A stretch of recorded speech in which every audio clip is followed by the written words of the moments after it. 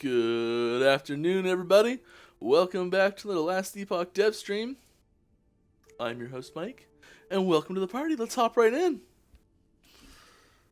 How we doing here?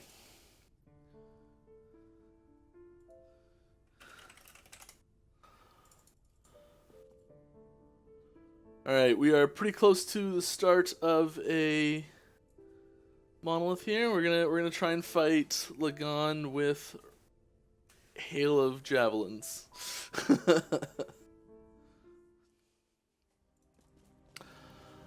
Yeah. How we doing today? I'm gonna turn this up a little bit. Get a little more volume in here.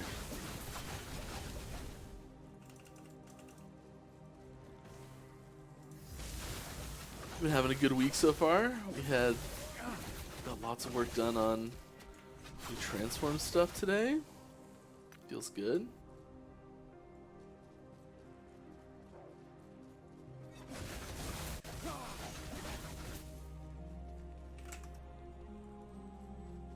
If this is your first time here on the stream, we like to do a little Q&A as we go. So feel free to ask questions and tag me in chat, and I'll answer them as quickly as I can.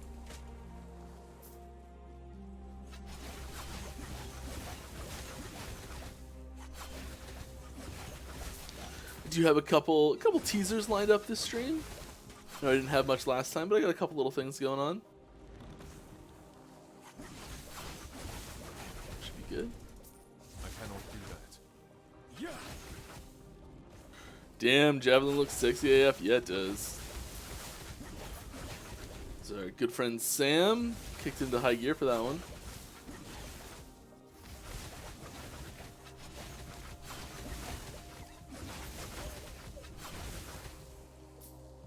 Those things hurt. Those things hurt.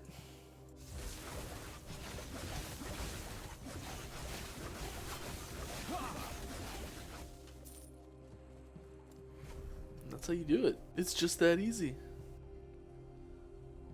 I honestly kind of expected Javelin to be able to chain throw. I mean, there's the, like, Lightning Fury style where it, like, hits and splits.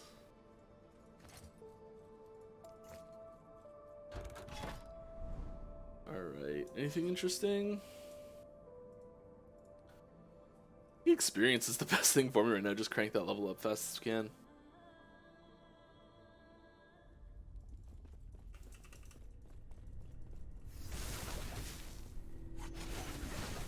Don't stand in the fire.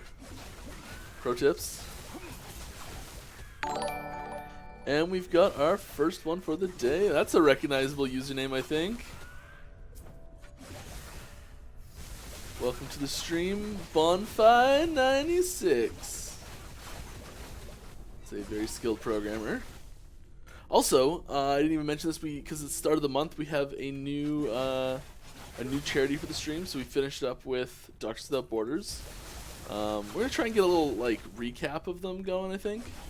Not sure we have that ready yet, but we're going with these guys now. The World Resource Institute. I think that's what it was. World Resources Institute. I looked them up. They're pretty cool. I got told what it was going to be, and I went digging a little bit and thought it was a good choice. I like them. They're all about like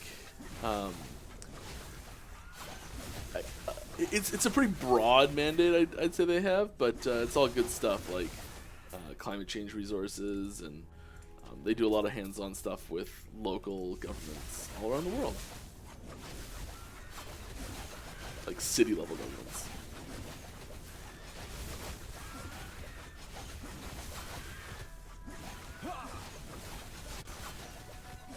And if anyone knows more about them than that, and I've completely butchered it, I apologize. But that's what I got in my brief research.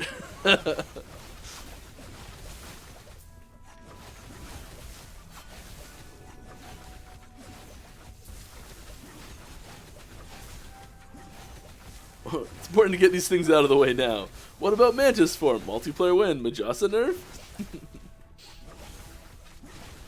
Well, I think so. Like I've been I played a little D2R, not as much as I would have if I was just all I was doing was that. We didn't quite go hard, but you know, I played a little bit of it, and like it's interesting going back at fighting these like old bosses and things, and a lot of them are like the first time you get to Hell Diablo, if you're playing through the game normally without getting rushed and all that sort of stuff, it is brutal. Unless you've gotten really lucky, it is just not possible. And it's not like oh, it's really hard. You just can't. You just die. And yeah, it's like, it's nuts, but it works, right? I don't know, it's good. The last Epoch game in chat is, I think that's Judd probably, by the way. I cannot do that. Calling you out there, usurping my identity. You know, I took this from you first, I think.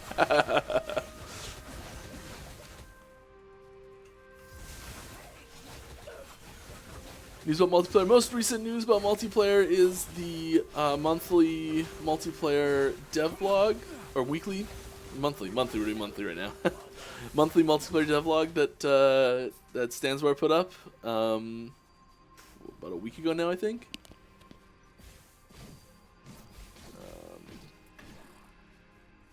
Yeah, there's some info on sort of like what we're working on right now, and I guess what progress has been made and that sort of stuff. General issues that we're tackling. You know, yeah, multiplayer it's a huge thing, and getting it smooth and solid is really important to us. So we'd rather take our time, get it right, you know, that sort of stuff. And I'm like, there's just so many little things that can go right, and so many little things that can go wrong. And we gotta make as many of them go right as we can.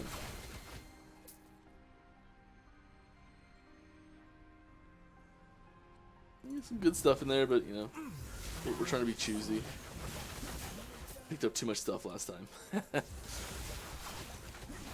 Alright, we got a question. Are any new rogue skills planned in any upcoming patches? Are those empty slots kind of on hold due to plans with unreleased mastering? No, there are new new rogue skills coming.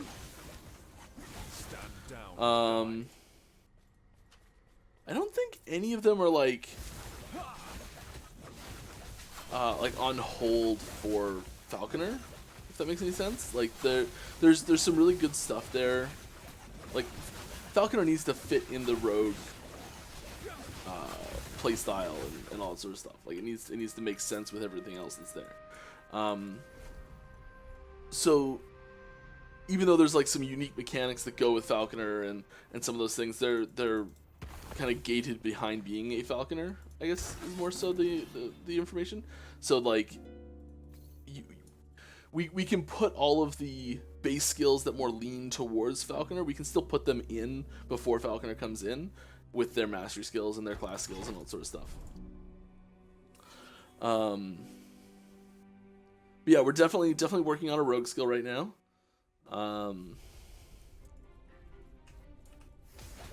It's still an ideation phase, but I love those pillars coming down. Actually, we may have started implementation on it today, I don't know. Who knows if it'll make it in the patch or not. We're working on it. So much stuff, like with what's going in the patch, that sort of stuff is, like we kind of just build stuff and work, and sometimes we decide if something's going to make it into the patch or not a little bit later. So we have like these like flex and buffer elements. Whoa, archers, deadly in any century, eh?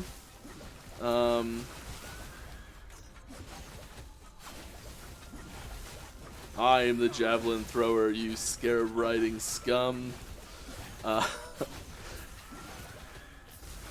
Yeah, so yeah, we're still working on rogue. We know there's a big gap there. The thing with rogue is that there's not really a lot of duds in their skill tree. They're all great. They're all quite modern. They all feel wonderful. They all play great together.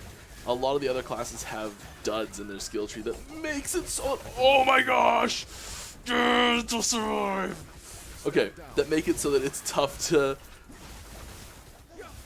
Not do that.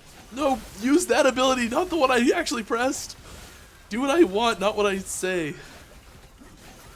Okay, here we go. This is iffy. I love this. Okay. Oh no. There we go. Yeah. Talk for me, internet. Talk for me. I cannot do that.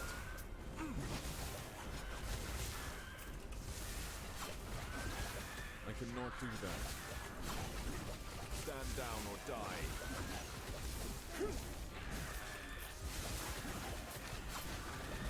Oh my goodness.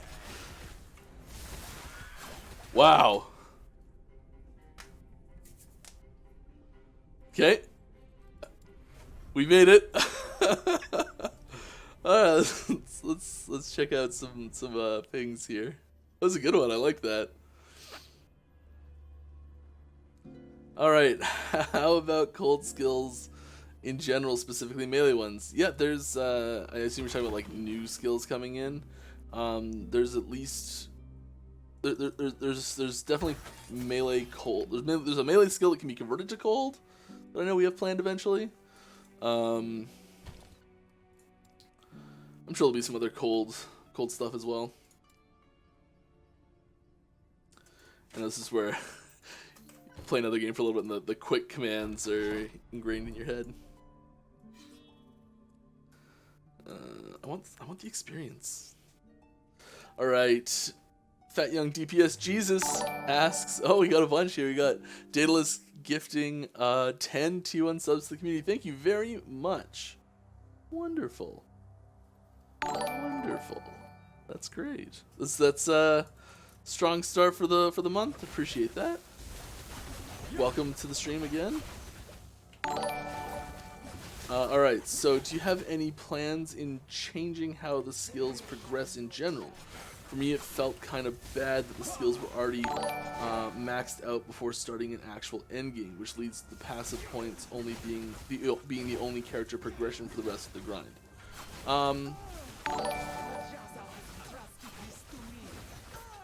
It's possible. I think a lot of the items you find in the end game really change how builds get made quite often. So like new items being available will prompt respecs sometimes, which I think is good.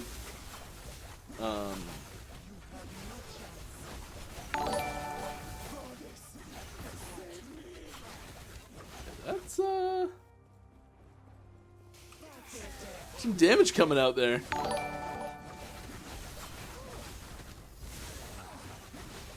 cannot do that.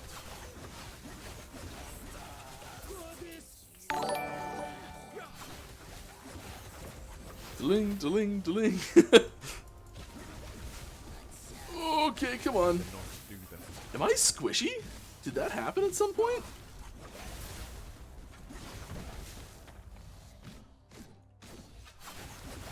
When did I become squishy? Terrifying. It is a good point, and we do adjust the like there's leveling curves. So there's, sorry to like completely gloss over your question there, about skill or unlock order and timings regarding level progression to endgame, that sort of stuff. So we did kind of push the start of endgame a touch with the expansion of the campaign, and okay,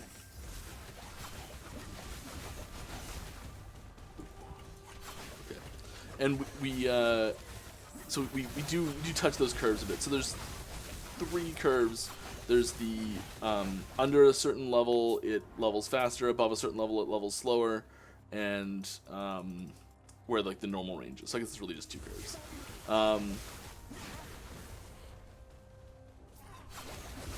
And we do make changes to those every now and then.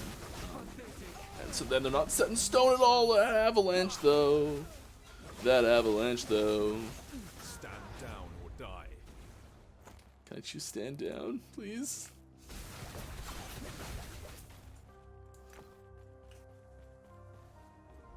I leveled, didn't I? I'm gonna die if I stand here.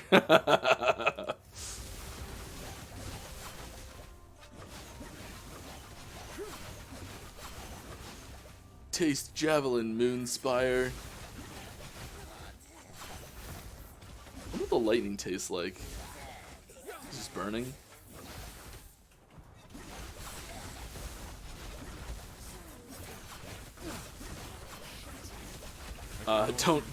No one test that out, please. It's not a serious question.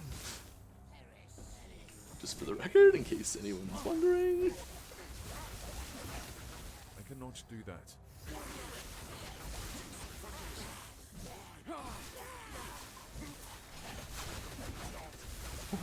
Okay. This is the tricky part about doing this is the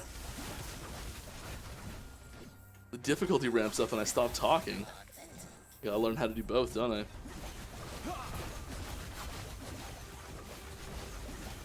Okay, before the website was updated, the ladder had a bit more functionality that made the community events a bit more race-like. There wasn't a cap on the players shown, or it was larger than 100. Also, there was a secondary sort by level, which isn't present anymore, and he plans to bring this back. Yeah, the way we handle the ladder backend changed, and as a temporary measure, we did remove a couple features. We do have similar plans to re-expand it. I don't know exactly how it's going to look, but that functionality is not permanent or set in stone. Welcome back to the stream. Ben Kai Killer Hunter has resubbed for 3 months. Big Mike, hello. Welcome back. Glad to have you with us. Thoughts on it taking too long to get to empowered monos and having to do it each time on alts? Yeah, the alts is definitely a persistent conversation. It's unclear if we want to continue that or not. There's something to be said for the journey of like leveling up your character and going through those different stages of the monoliths. Especially that you have to get each one of the blessings still, but you can just go get them in empowered if you're good enough. So it's something we're still talking about and looking at. I wouldn't say it's set in stone at all. Any plans on enabling a search mode when opening the monolith Echo of World so we can, for example, search for specific nodes like experience or idols or others? Yeah, this is another one we get weekly for sure. I get this question every stream, and we did actually have this at one point, and we pulled it out because we didn't like how it turned less into a like environment you're interacting with, and it turned it more into just UI you're interacting with. And it is just UI you're interacting with, but kind of made it a little bit too clear. Oh, we got a rating party. Epoch Builds YouTube, welcome back. Glad to have you with us. We know who that is. Got great builds up on YouTube. It's the YT in there, I'm assuming. Yeah. So we might bring it back. I don't know. It is a pretty heavily requested thing, but it was excluded very intentionally. So I don't have a solid answer for you.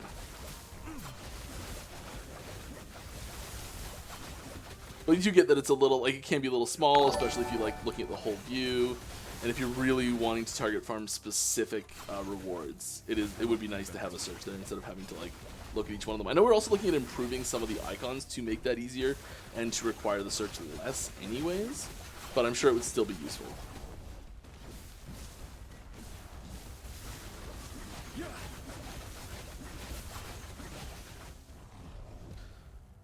All right. Maybe you just finally got Chapter 9 heavy enemy mono. Yeah, maybe. Do you guys intend to implement caster dual wielding such as dual-wielding wands and scepters. Not at the moment, no. It's very intentional that they don't have that. Just the way that they scale.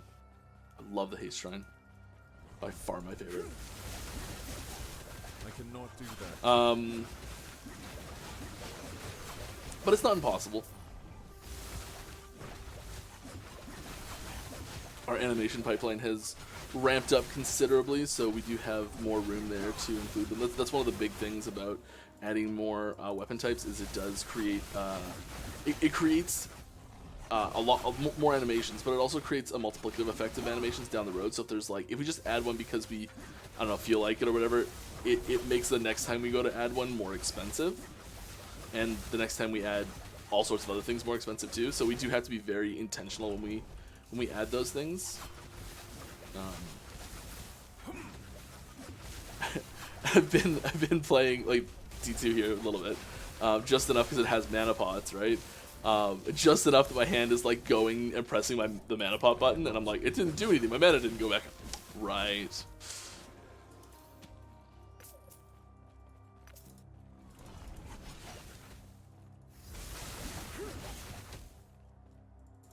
Stand down or die. I actually think I prefer having to manage the mana a little bit more through mechanics than just potions, because I'm not worrying about picking up potions as well.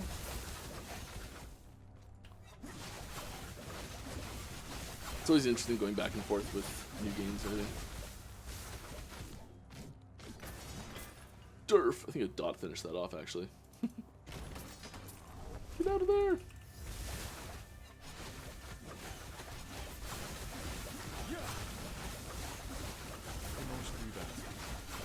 Alright. Time to go home.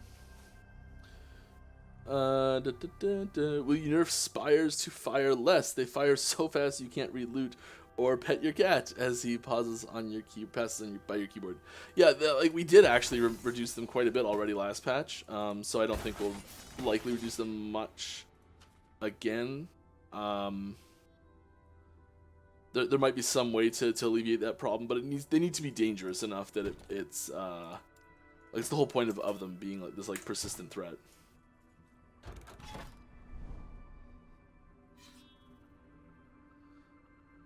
Any plans on adding sound options to the loot filter? It's something we've talked about, and it's definitely not out of the question. So one of the key things to note that if we were to do it, it would be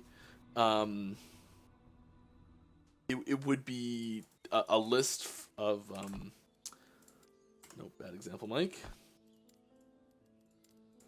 There's a good example. It would be a list like this. So you would pick from pre-designed lists. So like how we don't give just like put a hex code in and have a color show up that you want. We've just given a specific set of colors. It would be the same sort of thing where there's like maybe we add a few sounds and there'd be a limiter on like, because if you put just like every item drop this sound and it was like a foghorn or whatever and it creates a pretty bad play experience, you know. And I know people have like, you've done it to yourself or whatever, but it's still not something we want to have happen in our game. So it would be, if we were to do it, similar to the lesser ground icons for like exalteds and things like that, because quite often exalteds are actually more important than legendaries. Yep, I said legendaries. I meant uniques.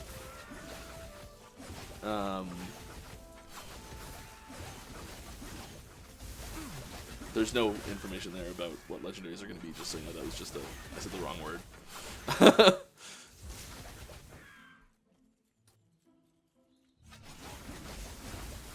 Oh, he's juiced. Get him in for drug testing. This guy is breaking some sort of rules. Oh!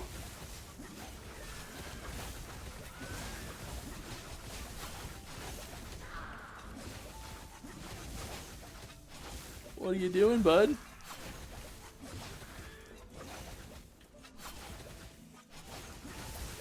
Think you're lost?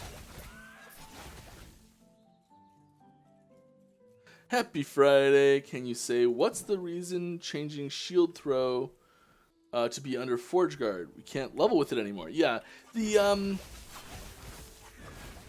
So the priority when we're picking where a skill's gonna go in the unlock order, there's a few things we take into account.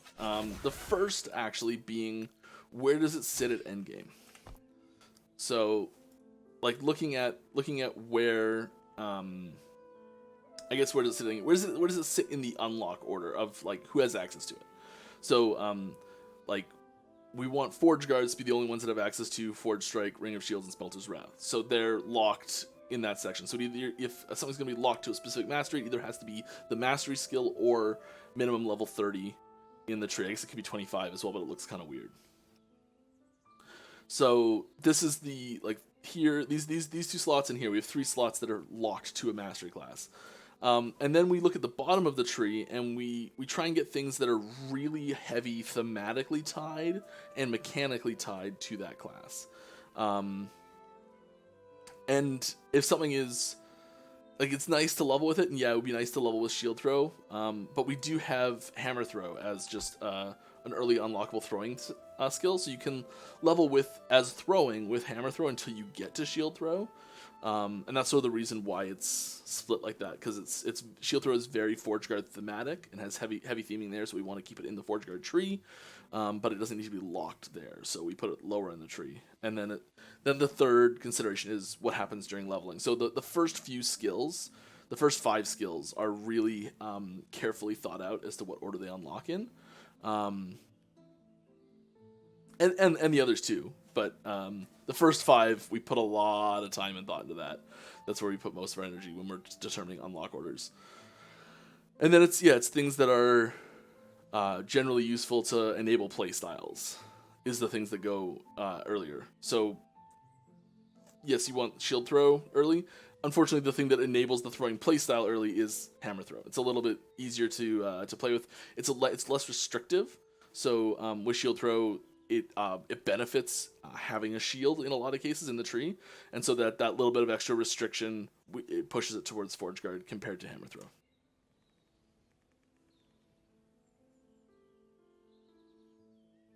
There's probably other reasons when we were doing that too that I don't remember. It sometimes is also just something else. We wanted to maybe move something else earlier, and we had to put something in that slot. I don't think that was. I don't remember the conversation fully, but I don't think that was the reason in that case. But sometimes we're just like, we want to move something else, and something adds, like, not collateral damage is the wrong word, because I don't think it's a net negative on overall game, but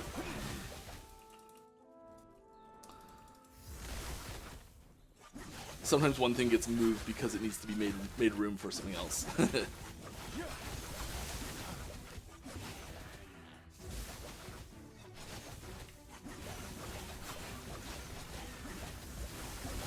Alright, Maruna Ogre.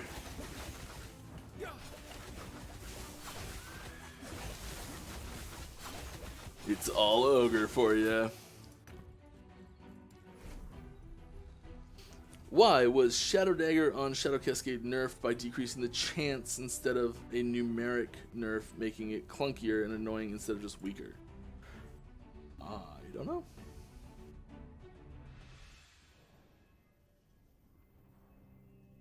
Don't remember that one. Well, I remember the skill. I don't remember why. I don't remember the reason behind the way we did it. I think Shadow Daggers, it's not really. We're trying not to have it be the, like, this is my only, like, this is how I kill things. It's just strictly Shadow Daggers. It does work really well as supplemental. Oops.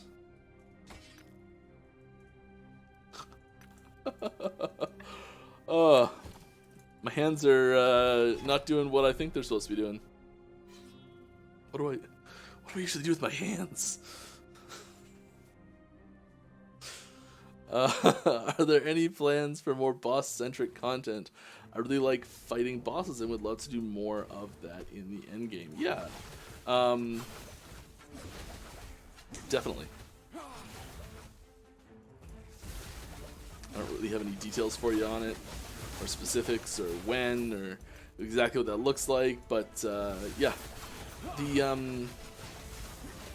The tricky part with that is, a lot of times what draws people to specific content, there's sort of two things. There's the reward, which is what I think is the vast majority of what will draw someone to a specific type of content, and then just the content itself, how fun the content is, and quite often the reward and how easy the reward is to obtain wins. And naturally, bosses have this expectation for a significant reward for completing that challenge. Like beat a boss, get drops. You know, like there's that. That's a pretty well established and reasonable expectation. And I think that, say hypothetically, we had a system where it was just like a Mega Man boss rush, where you just walk in and like all the bosses are just sitting in a row and you just fight them one after another, and you know, just like boom, boom, boom, boom, boom. There you go. There's this expectation that all of that content is like each boss has a similar reward to fighting those bosses, say in the Monolith. But the Monolith has this lead up of doing echoes that maybe don't have that same reward expectation. So we have to work out a right way to balance that, make the content interesting and not just strictly boss fights, but boss fight centric.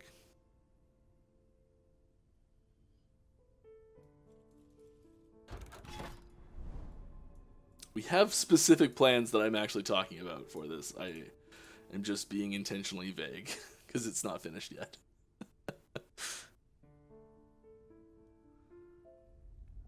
Do we get a special dev-only stream spoiler today? Yeah, I got a couple things. You want to see one? Sure. Here's something cool. This is some concept art for a new enemy that's being worked on right now. So there we are. I think Nifty drew that up. Little preview of what it would look like in game-ish. They're not rigged in game yet. They're animated or anything like that. How many stash tabs is max? I don't remember the number. It's a lot. It might be 200. Someone knows. I'm pretty sure some people in the community will know the answer to that, because people have done it.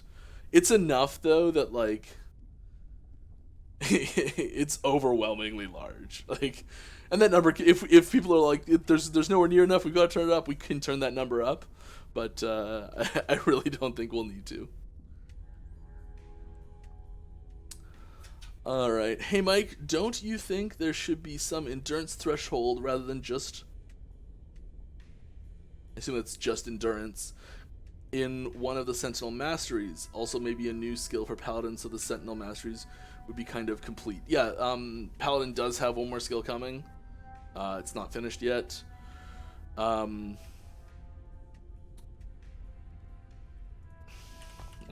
see, endurance threshold, endurance. We just got endurance there, and endurance threshold there.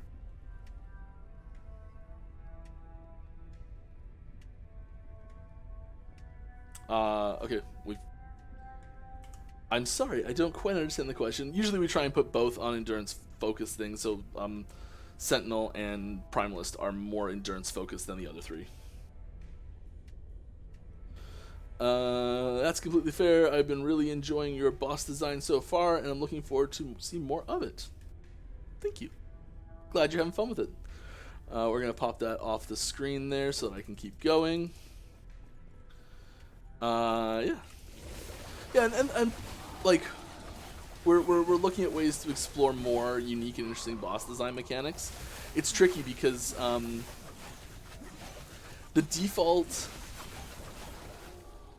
tools that we can just assume every player has, because like when we're designing a boss fight, we have to make sure that you have the tools, no matter which skills you've decided to go in with, within reason. You've got tools that you can complete the boss with.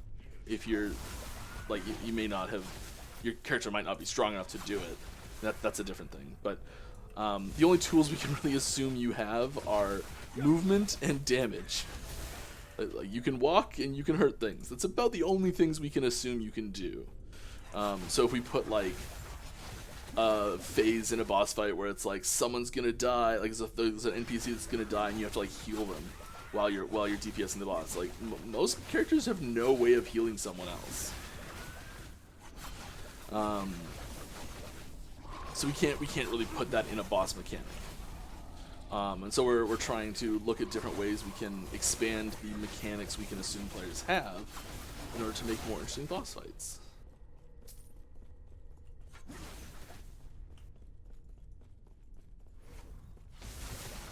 Somehow I pressed the wrong button, but I don't know how. Like, look down at my hands, like exactly where it's supposed to be on the keyboard. Stand down or die.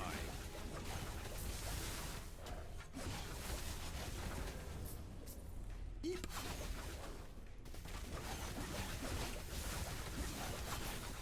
Alright. There's another question coming up, I promise. I'm gonna read it, and I'm gonna answer it. It's gonna be awesome. Just don't want to die, so I'm not gonna look over there just yet. It's probably the big culprit. It's a response to something else.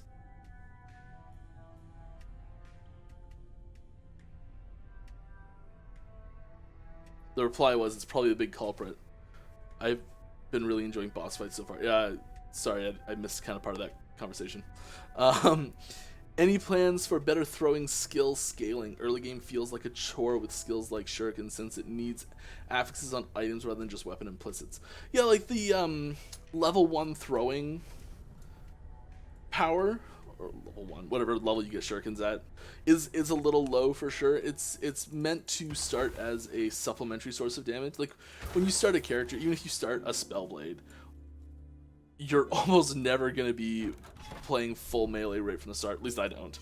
I usually start Spellblades doing Glacier, you know? And I think that's sort of something has the character sort of evolve as you're going through that leveling process a little bit. But I will say that we are looking to increase the availability of throwing power and synergy on Rogue.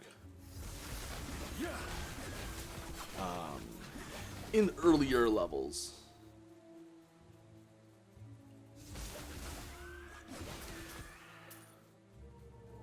What are my thoughts on autocasting? I think it's an unfortunate side effect of mistakes we've made with skill design. I think that's the most succinct way I can put it.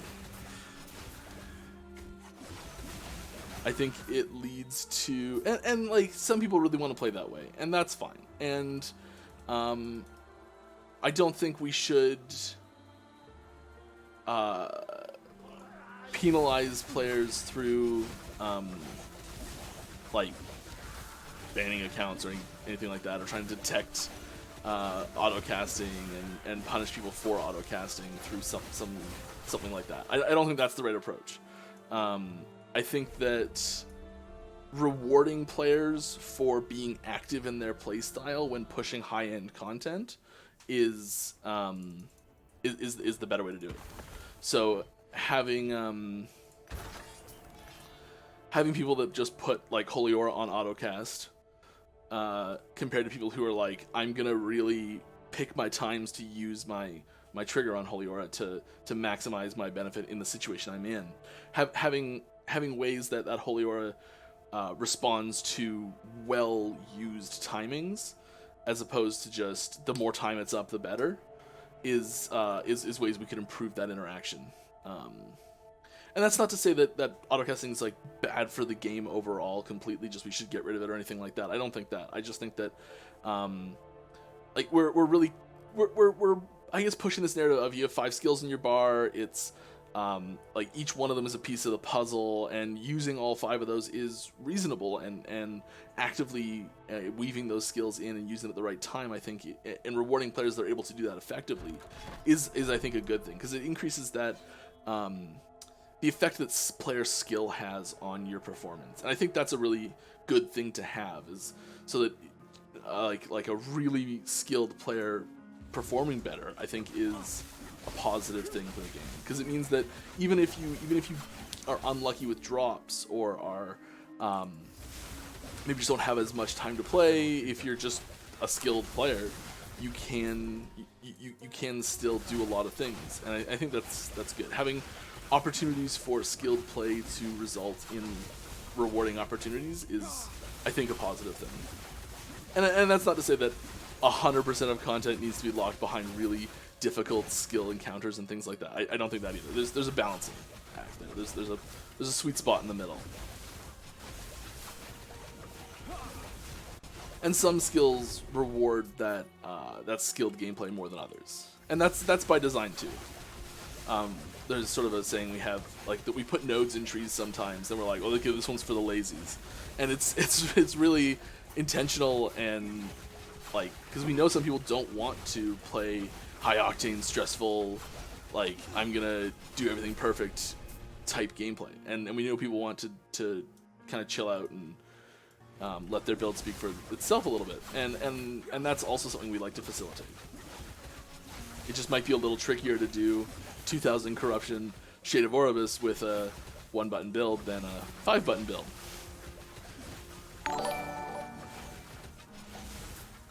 Thank you very much. We've got TNY has gifted a T1 sub to Epoch Builds YouTube. Very nice. That was 22 minutes ago, so I missed that, but thank you very much. I appreciate it. And we've also got Edric96. Is that like Spy Master of Trest, Edric? You know, are you that guy? I hope it's just your name. No, I'm just kidding. Has subbed T1. Thank you very much. Fantastic. And for anyone who, Edric is a salt-inducing card in Magic. Speaking of aside, I never do this, but I really love the Innistrad plane. So it's like werewolves, vampires, zombies, all those good stuff. And so I bought a box of the new Innistrad set, and I got foil werewolf commander that I've been looking forward to seeing and playing and trying for since it was spoiled, and wishing it would exist from the last 8 times they've not printed as a werewolf commander. So I'm stoked. I got like the special foil alternate art extra version of it, which is great. The box was horrible. I pulled nothing good, except I got that. So I'm real happy.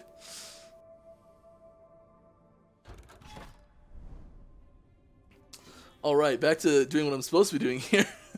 Rhyme just gifted a T1 sub to Trash My Ego. Thank you very much. Got a question here. Hello, will there be other languages on Last Epoch besides English? We are planning localization. It's tricky. There's a lot of build up to it to get systems in place to have them switch out easily. We'll definitely prioritize more broadly spoken languages first. But it's going to be an ongoing project that we're going to keep working on. We get asked very frequently on specific languages, and we just don't know which ones we're going to do yet. And the first, like, likely what's going to happen, this is very speculative, but likely what will happen is there will be a batch at the, like, an initial batch that we'll do, and then then we'll work some of the other ones in there. So the languages we get asked about, I think, because they're likely less popular ones to translate into, Portuguese and Polish I get asked about a lot, actually. But yeah, I don't have specific information on which ones are coming and when they're coming and all that sort of stuff. But we are working on localization. A lot of it's really tricky though, because like we use the words added, increased, and more in very specific situations, and it requires someone who can really tell the difference between those 3 things, and it's also like reduced, less, and subtracted. And sometimes negatives change things in certain languages on how the wording is, and sometimes there's words that get combined, or there's like different ways you can say the same thing with different words, you know. And having someone who understands our game specifically in order to do those translations is likely going to be necessary. So we can't just give the words out and hope that they come back with the exact same technical meanings. Yeah, we're working on it. I actually saw there was some, I think like, some people were already trying to do it or something. Can't remember.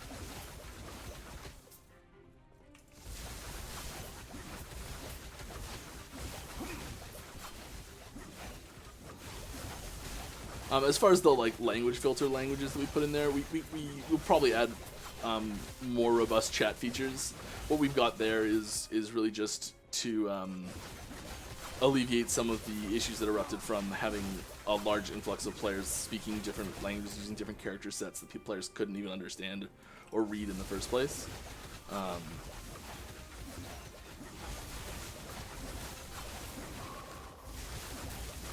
We don't like stopgaps usually, and I wouldn't call this a stopgap because we'll definitely use some of those features in the way we've designed them, but it's definitely not the full feature that we want.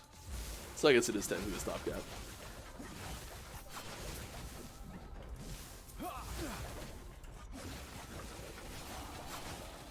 And so yeah, the Polish language will be available to choose one day.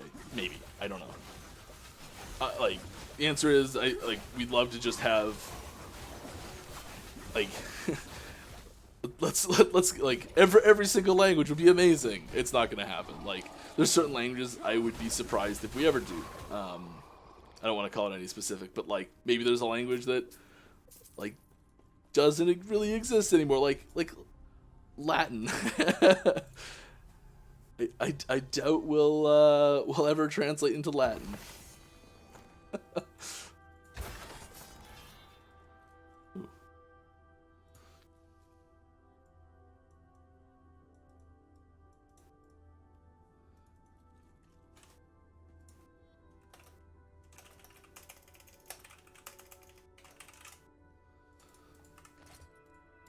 Alright. Do you think the loading screen description of Majasa as a colossal serpent fits their design? Before she dropped, I thought Majasa as something closer to Dune Sandworm. Yeah, like it's a little bit too small.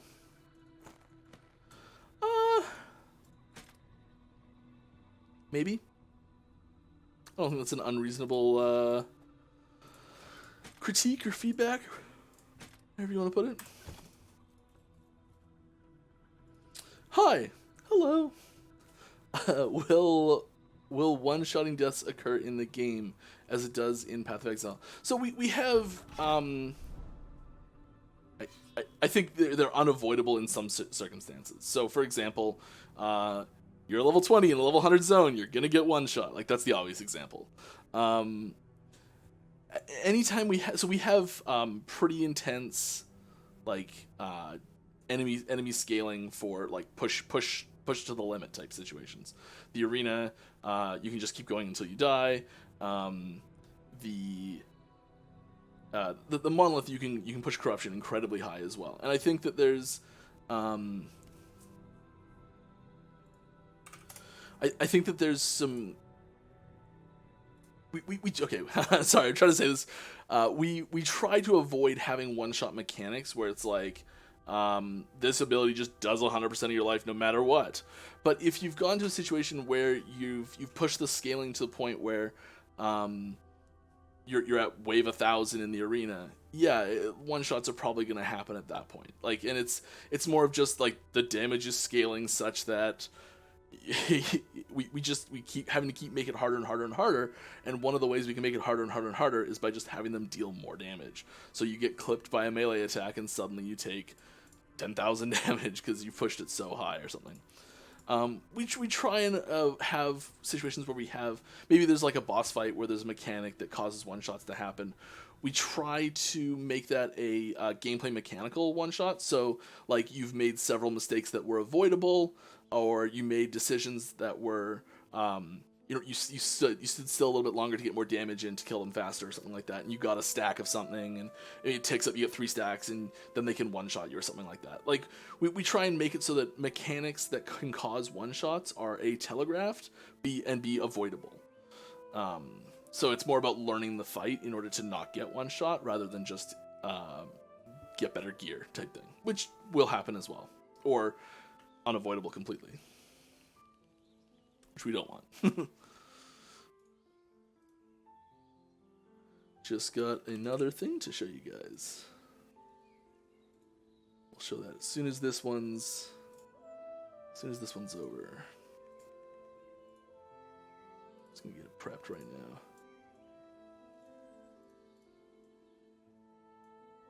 You know, we can just bring that up on screen while I do this. Well, we'll do it in a minute. Okay, got that ready.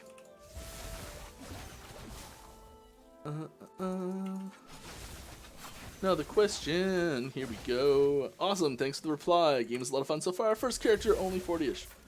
Glad you're having fun. That's all that matters. I hope I didn't spoil too much of the story in my answer to you, whatever it was for.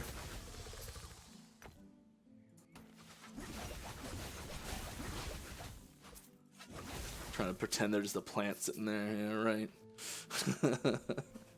Alright, when you say 1 button versus 5 button, are you referring to something like Rogue for 5 buttons where your abilities support your main skill with shadows? Or something like using multiple damage abilities? Rogue feels like the best since you support your main skill of choice. Yeah, I think I mean just by 1 button builds, I mean where you've put 4 abilities on autocast, or you've got 4 abilities where you just never need to touch them. Because they're just like a minion that never needs any sort of interaction, maybe. So it's just like, it's just where you're never pressing the button. That's what I mean with 1 button versus 5 buttons. So I'd say a 5 button build is, and 5 is an exaggeration maybe. So like, maybe there's 1 button that you're not pressing all the time, and that's fine. But like, avoiding the situation where you're only ever pressing 1 button is something we do try to incentivize against. And that's not to say that they're impossible or never can happen. It's just pushing to super endgame content with a 1 button build hopefully is more difficult or more gear dependent. There you go. I think that's a better way of putting it. Pushing to more endgame content with 1 button builds is more gear dependent than 5 button builds. I think that's a better way of putting it.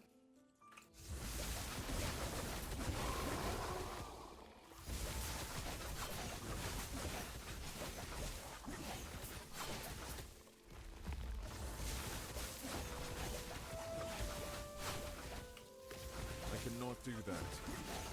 Cannot do that. What shall I do instead then? My word. Alright. We'll shoot a few questions if you don't mind. Pew pew. Could we get faster portal cast? Maybe.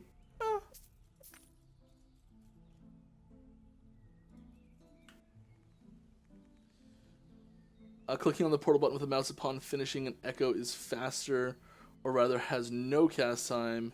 That's maddening to me. Really, so doing this takes longer than pressing that button. I didn't realize that. That's interesting. That's really funny. I do always press the button. I just never noticed. Huh.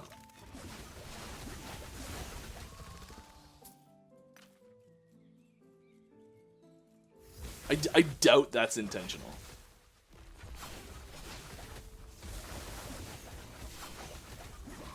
But I think I know why it's happening.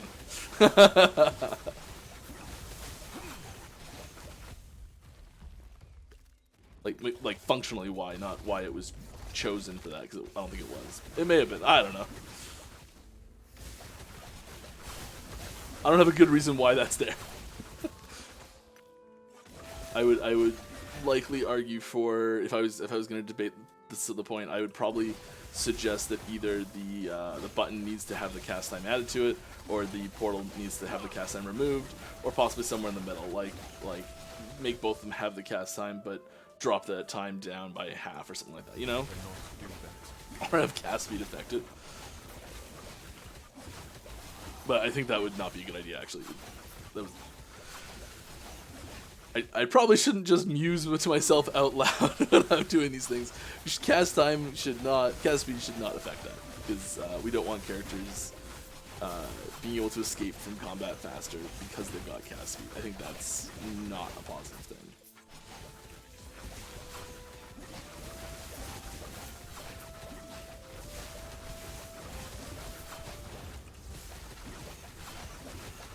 The only reason I thought of that in the first place was because I do like having ways that your builds can interact with things that aren't directly your build. If that makes any sense? Like, oh, mouse cursor's way far away. Little relic. Okay, let's do this. So, cast speed, instant. Yeah, wow, it's pretty different. That's funny. Third transformation hint. I haven't asked in a while. It's been like a whole week, right? I don't have anything for you right now on it. I'm sorry. I'll give you something else though. So here's a new unique item concept. It's still we're still in design for it, so it's not finished. But it does fit. I would love to have that right now. Actually, it'd be pretty great. I would use that in place of the weapon I'm using now for sure. Have enough to buy one? 2. Oh, spicy. Yeah, it's spicy.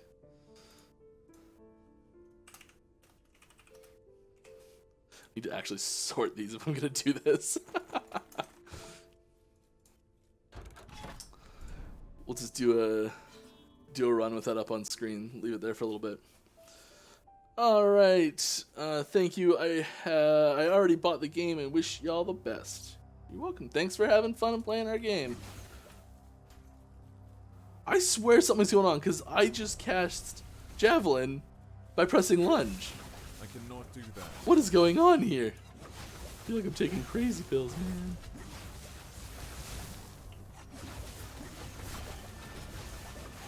My keyboard dying? That's my first thought. This keyboard takes a lot of abuse. Very warm in here as well. Just realized.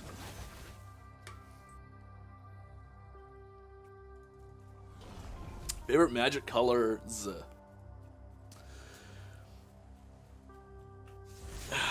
I really like playing as much variety as I can. So like, when I'm looking at a deck to build, I'll start from a few different places. One of the places is just which color do I have the fewest decks that include, and go from there. But my favorite is blue, I think. It's either blue or black. But I hate playing blue-black.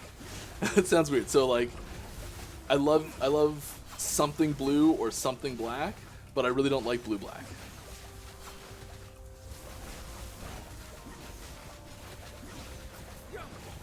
Yeah. My buddy does have a really great blue-black deck that I am quite jealous of. It's just clones.deck, and I love it.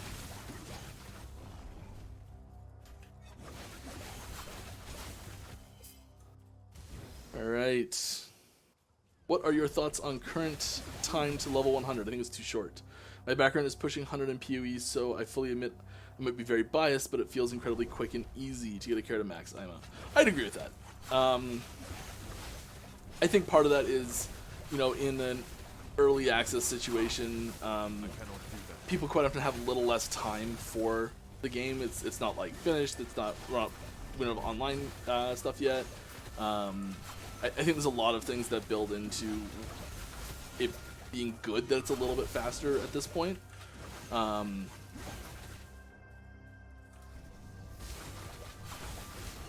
I also like, I mean, this is someone who's like growing up ARPG is Baptism by Fire in Diablo 2, like 109 when like if you've ever done a level 100 character in Diablo 2, if it was after patch 1.09, you don't know the pain of leveling a character to 99 in Diablo 2. Like it's the same as the old like 97, I think. those last two levels are more like 98 to 99 was more than 1 to 98 used to be, or something. It was something ridiculous like that. And that was a little far extreme, but I did quite enjoy it. So I'm with you on that one. I really like the all attributes mod. I'm a big fan of that. I know it's not a very popular mod. I like it. Almost every unique idea that I push up has like plus all attributes in it. I just do every time. I'm like, just slip a little like +1 to all attributes in that unique. I could use it, right?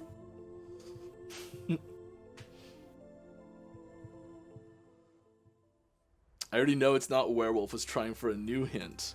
Ah, yes, it is. It is. I must have said it wasn't werewolf at some point, but yes, it's not werewolf. It's too similar to bear. Is the short thing there. We only have room for 3 transforms, and so we have to keep the archetypes a little bit diverse. And like basically everything we put on bear, you could swap out a werewolf for, and it makes sense. We do try and get the theming in that makes more sense on bear than wolf, but like you could change a few names, tweak a few numbers, a new animation set, and bear makes total sense as wolf, you know. And that's not a bad thing. Like we would, if we were gonna be a wolf, there'd be mechanical theme changes too, but they're similar enough that. I'd say it's more likely that we would see, and who knows what will happen with skills in the future, but I'd say at least early on, I'd say it's more likely we'd see a like conversion node in werebear, or like a skin that turns werebear into werewolf visually, you know, things like that.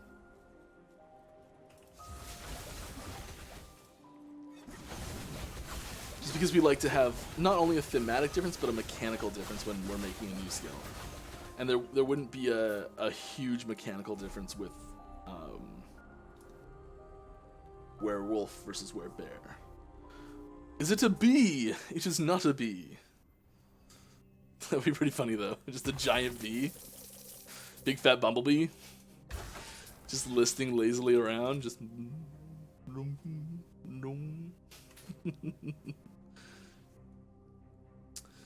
Alright, is there possibility of more streamlined autocasting since it's already possible, only clumsy, or do you intend to fix it away?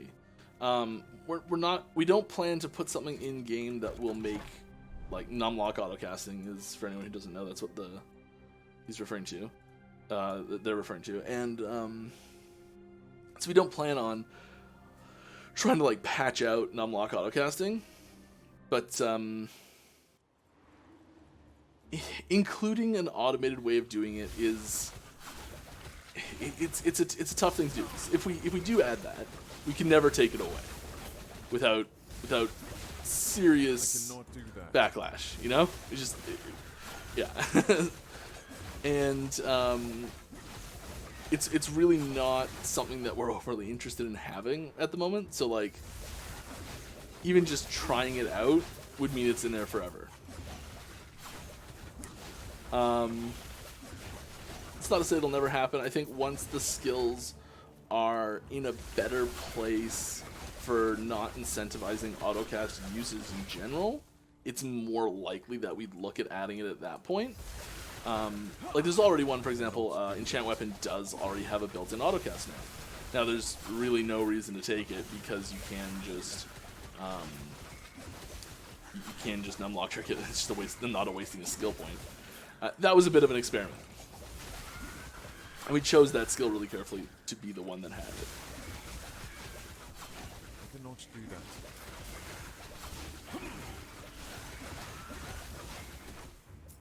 that.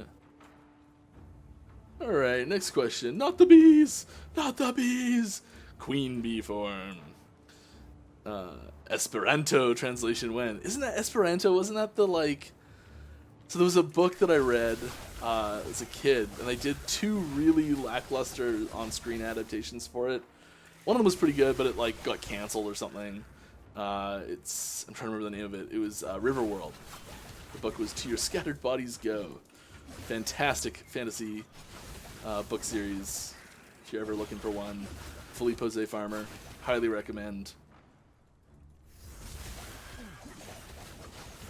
Read it right after reading Lord of the Rings for the first time. Fantastic. Super confusing. Had to reread it a few times to figure out what was actually going on. But that's what happens when you're a kid reading books like that.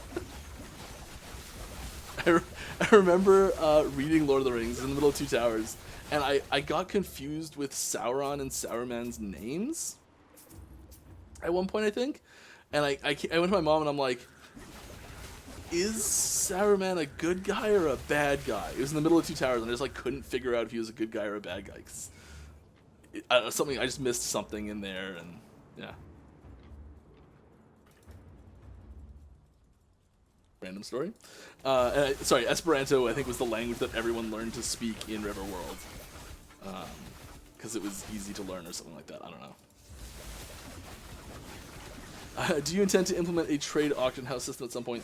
The most recent information about that is in our multiplayer FAQ blog on our forums. It's by no means set in stone. We do want to have some sort of system whereby the things you find are not only exclusively for you, and the things other people find are not only exclusively for them.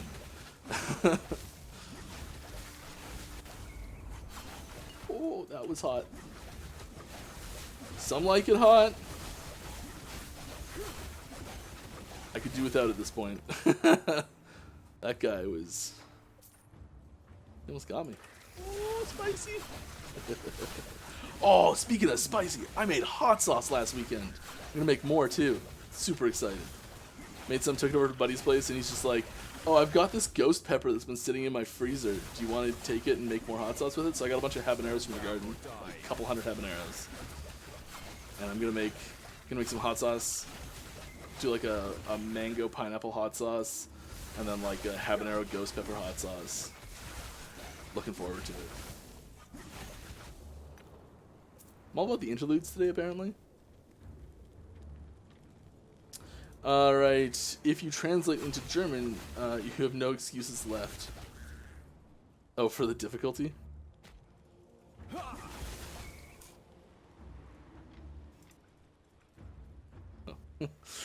Left that item up for a long time, sorry about that.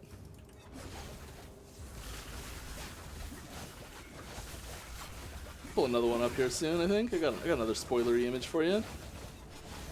And just to be clear, reiterate, that item may or may not get changed through testing before it happens. Like, that was a early version of it. Whew. I got big heals, which is nice. Thoughts on Chapter 9, Balance in Empowered Monos and Arena. They are by far the most dangerous mobs in the game, and feel completely different from other mobs in the game in terms of telegraphs, damage done, avoidable damage, and focus required. Yeah, they're definitely tough. I'd agree. They're a step up. They might need a little bit of balance pass coming up. I don't think they're like egregious or like really over the top right now.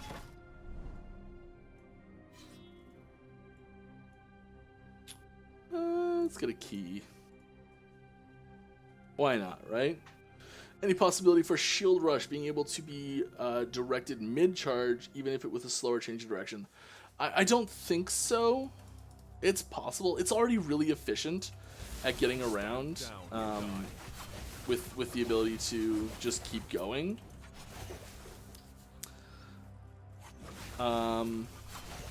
It's possible.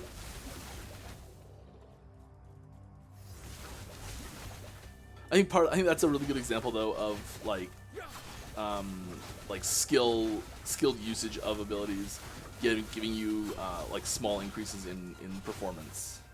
So like knowing where in certain zones that you can line up these big long charges to get good distance with, and doing that effectively is something that you learn how to do and become more proficient with, and I think that's a good example of player skill coming into play a little bit. Stand down or die. Whew.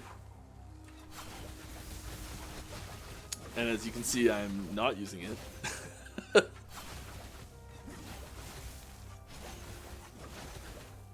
Good day to you. There is a question about targeting. It is now point tracking for abilities, but for almost all melee skills, it's not working good. When you are in a crowd of enemies and clicking too far, your character stops attacking and tries to go there.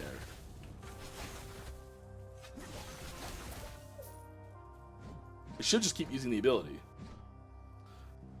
So I suggest that for all melee skills, you just need a direction of attack, not a particular point.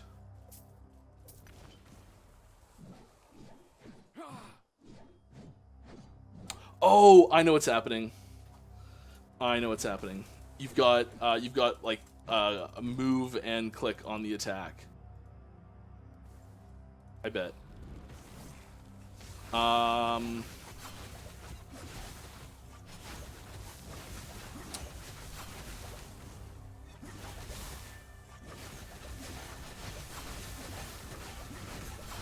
Maybe not, because that would be completely pointless. I'm sorry, I don't know the scenario where this is happening, and I don't understand the problem. If you want help with it or have a specific suggestion regarding it, my advice is going to the forum and leaving feedback.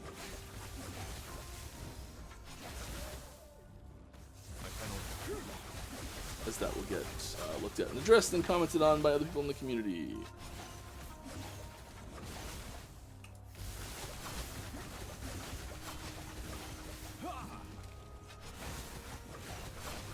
Can we out-heal it?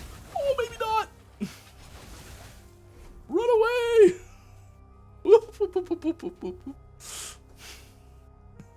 I can't believe I fell for that.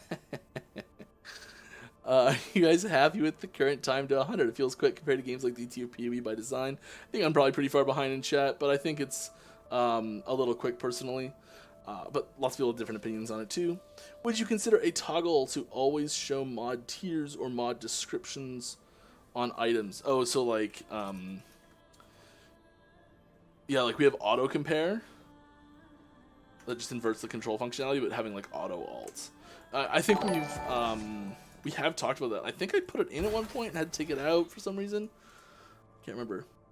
We have considered it though. We've got a Twitch Prime sub from It's Sorry Bear. It's Sorry Bear. Love it. It's a great name. Alright, also apparently Lagan is bugged. When you kill him too fast, he will still teleport you to the trial on top of the window with blessings will show off. Oh, interesting. I didn't know that. I'm enjoying your game a lot. Great. Glad to hear it. I come from thousands of hours of Grim Dawn, and your game is a refreshing change. I think, yeah, like it's really cool how there's so many different games in this genre that are like similar but different. And Grim Dawn's a fantastic game. And just like the number of like we play a lot of these games.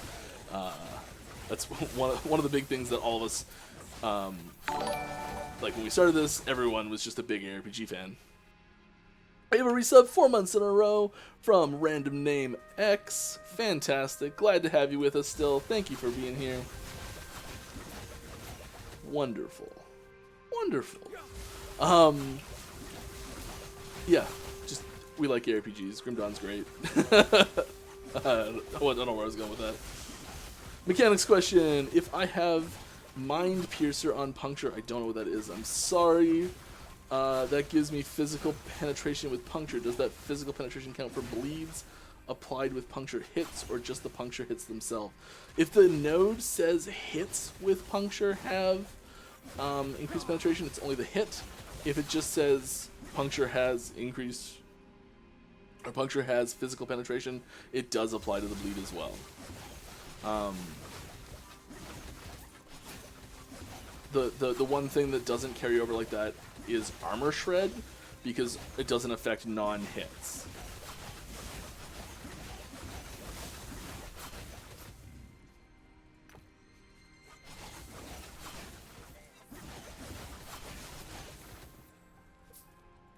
But if someone who can look up that node is here, they can probably help you out more specifically with that.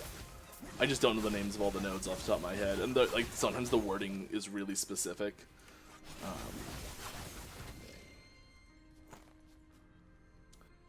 Portal feels slow because of the activation when you click on it, not so much the cast speed. Yeah, I think the distinction there is the it actually the time between button press and portal existing and keyboard button press and portal existing is different times. Leaks. All right, sure, fine. Jeez, don't get calm down. Ugh, ugh, ugh. All right, here is a. Oh, this guy's cool. Boom.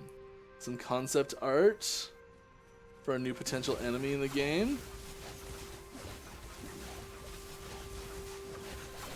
We're gonna clear this out a little bit before activating it, I think. Just because these ogres are they're jerk faces, right? You ever notice that? I cannot do that. Always trying to kill me. Ugh. Despicable. Alright, here we go. The void is leaking in. I shall push it back. I cannot do that. You can't, but I need you to. Come on, buddy. Yeah. I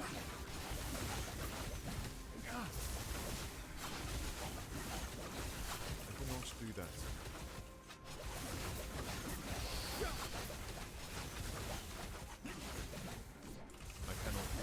Also, while playing Diablo 2, I realized how much I miss being able to. Oh my goodness me! How much I miss being able to actually activate the ability from the key press instead of having to load the skill up and then activate it with your mouse clicks. Oh, beer! I got beer. Anyone saw that? There are hidden. Yeah, so the portal, so button press, and there's that that long huh! I just did that whole fight with the thing on my screen. I'm sorry.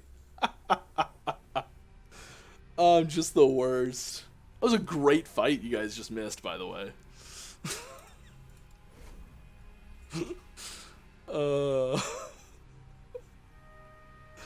Whatever. Trails are pretty sweet, but don't work all the time. Are you planning on fixing the hitboxes for trail skills and trails in general? Holy Trail and Fire Trail, Warpath. Sometimes enemies can walk on your trail and just not take damage. There might be some timing issues.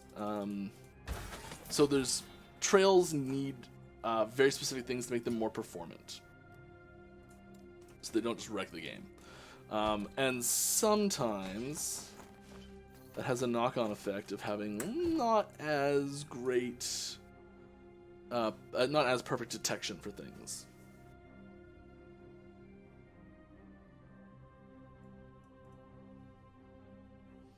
I'm really far behind. There's a comment on the colors. Oops.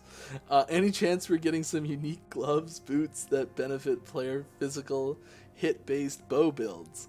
There seem to be none exist that complement hit-based bow builds. Yeah, I'm sure more will come in. I think I saw someone talking about that a few days ago, actually. Will you ever add unique purple items? Oh, gambling uniques and exalteds. Unlikely. We used to have them, but we pulled it out last patch. For uniques, not exalteds. Exalteds will likely never be on the gambler. What's the decision for making process behind hit detection for skill versus the environment?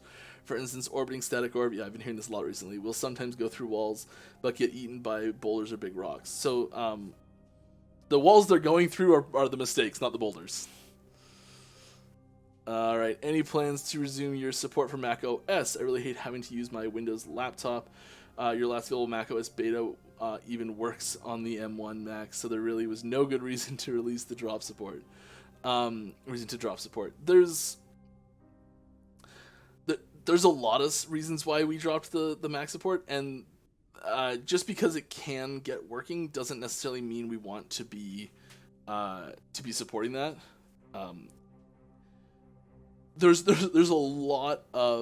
multiplicative amount of work that goes into releasing a patch for every single platform we have to release it on. So whenever we release a like a hotfix, like a patch comes out, we're hotfixing really quick. You may notice that there's like boom, boom, boom, hotfixes going out rapid.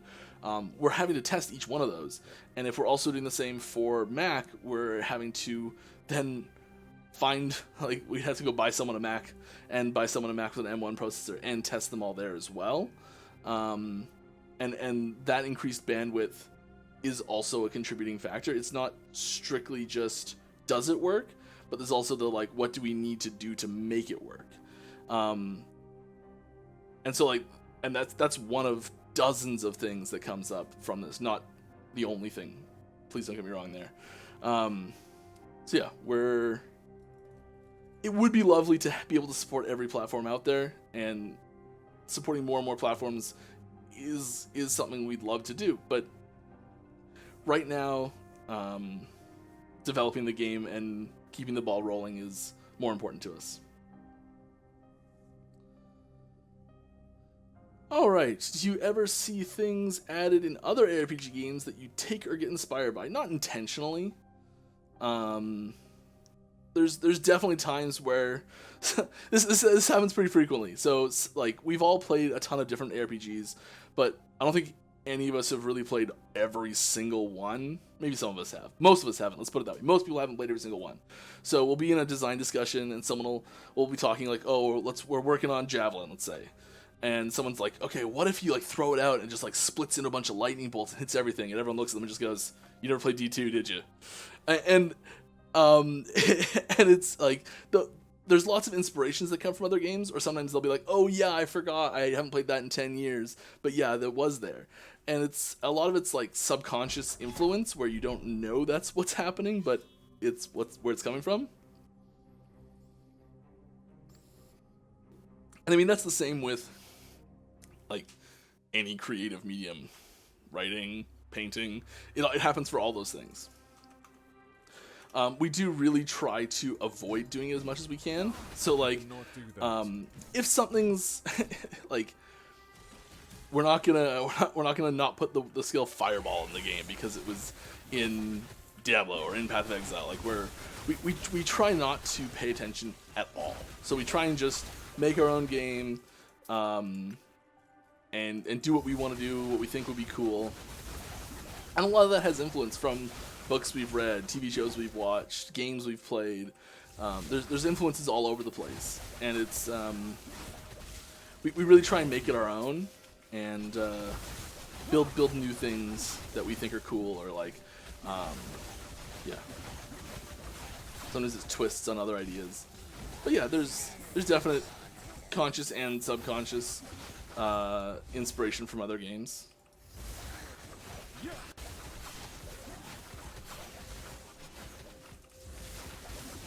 The goal is to just make our own game the way we want it, to do things we think will cool. We'll do things we think will be cool.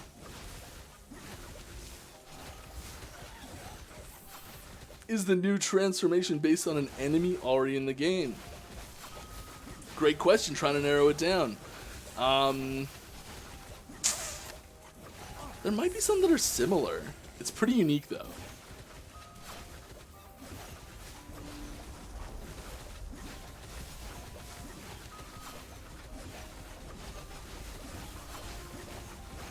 As far as I know, it's the first of its kind.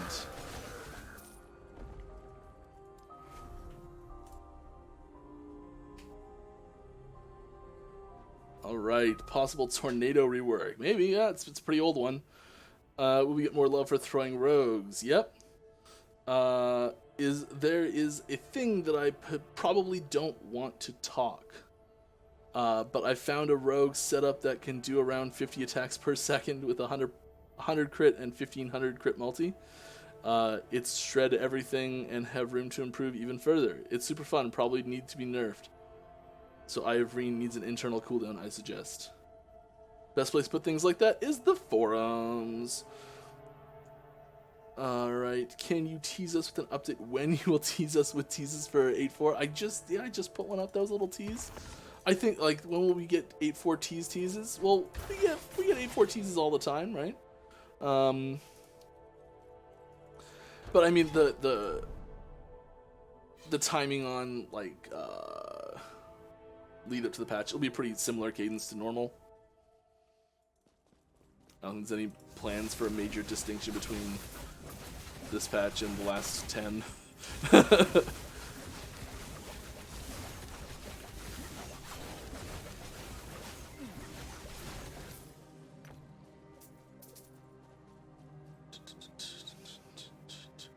Thoughts on affix shards going directly to your crafting inventory instead of the normal inventory?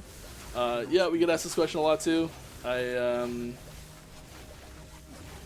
like personally that they feel more like items than a resource. So as soon as they go directly to your crafting inventory, I think they start to feel like like just a number in a like I don't know another good example in our game, but just oh, you've gained gold. They start to feel like gold. There's the example. So it's just gold really doesn't feel like an item, and I don't think it would make sense for it to feel good as an item. There's lots of CRPGs where it does, and I think it works really well in those games. But having crafting items feel like crafting items rather than a crafting resource, I think is important. And I think that them going directly to your crafting inventory is would be a really big step towards them feeling like a resource instead of a item itself.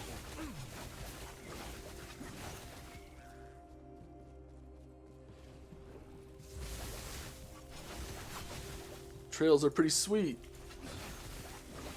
but they don't work all the time. Are you planning on fixing the hitboxes? They don't actually have hitboxes, funny enough. Trail skills and trails in general, Holy Trail, Fire Trail, Warpath. Sometimes enemies can walk on your trail and not take damage. It's likely a disconnect between the VFX and the actual calculations, the more that I'm thinking about it. Which would be a problem that needs fixing, but yeah, they don't actually use hitboxes. They use the power of math.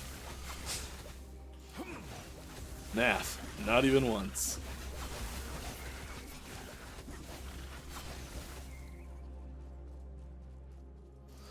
Gorgons.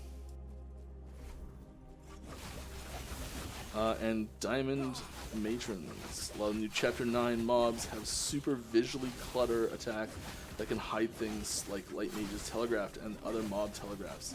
How do you address this in endgame clusters where players are surrounded by 10-20 mobs? It's real tough. It is real tough. We do have certain mutually exclusive mobs, so like things that can't show up together. When they are similar biomes, it's tricky, and we probably just need to address the way those VFX are displayed in game. It's probably just a better way to do it.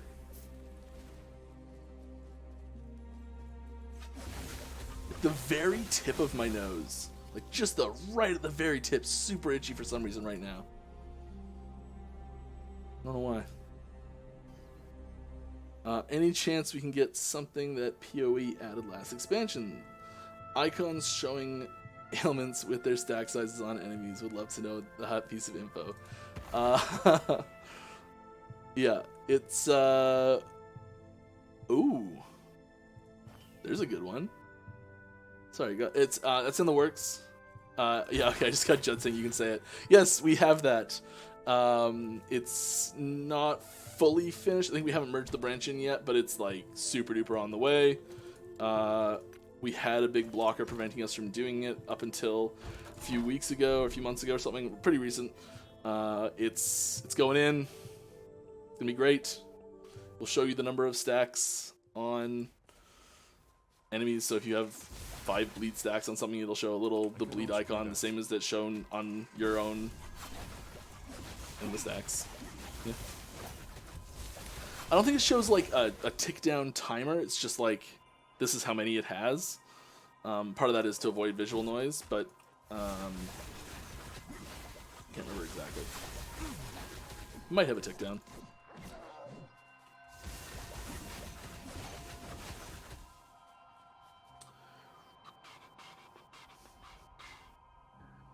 Any chance that do Ebers have nipples? Are they mammals? That's the distinction. Just want y'all to know you guys are rocking it out, knocking it out of the park with your boss fights. Thank you very much. That last one with Elder Gaspar was dope. They're all extremely satisfying. Wonderful. I will pass that on to the people who make them. I don't do much with boss design stuff. I do quite like it. I'll get one in before the game's launched. Like, this is my boss. There are many like it, but this one is mine.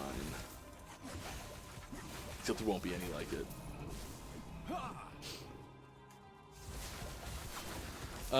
When you have static orb that rotates around you, you can't use it on elevating ground like staircases. Also some tight spaces to make it impossible to use. Does it work as intended, or you fix the colliding thing? Hitting walls is intended. It's already really strong. Having situations where it's less strong, great design. Having skills be good in one place and not good in another place, love it. The ramp, I think, is less good. Making them track the height of the ground and update accordingly is so computationally expensive. It's brutal. We try not to do it ever. There's all sorts of like approximations and tricks we use to do this. Most skills have a locked Y. Like a Y-axis is locked on most skills, not all of them. But things like that detach you from the ground. So Fury Leap, where you jump, and when it like tries to, when you're like getting close to landing, it tries to like find the spot where it's gonna land on. Because it doesn't always go max distance. You know, there's all sorts of things with it. So it has to like find the spot mid-leap. And it's actually checking, it goes partway through the leap and it checks like above and below your landing spot where it's like to find the ground. And so it does this thing where it like tries to guess where it thinks it should be, and if it doesn't find it, it like looks up and down a little bit, and then looks up and down a little bit more, and then looks up and down a little bit more until it finds it. And the rate that it looks up and down changes as it goes.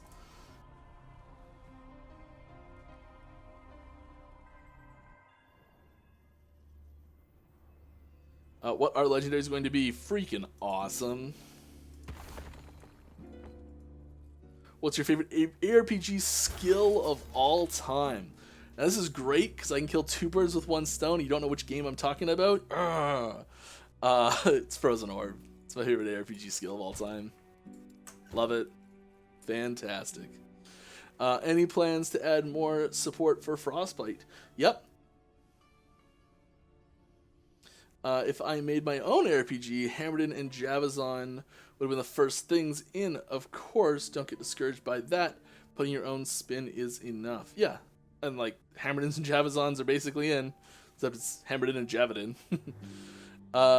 Give the skill design guys a big thumbs up. I'm one of those people. In general, but especially I'm enjoying Static Orb. So many ways to play it, so little time. Llama form.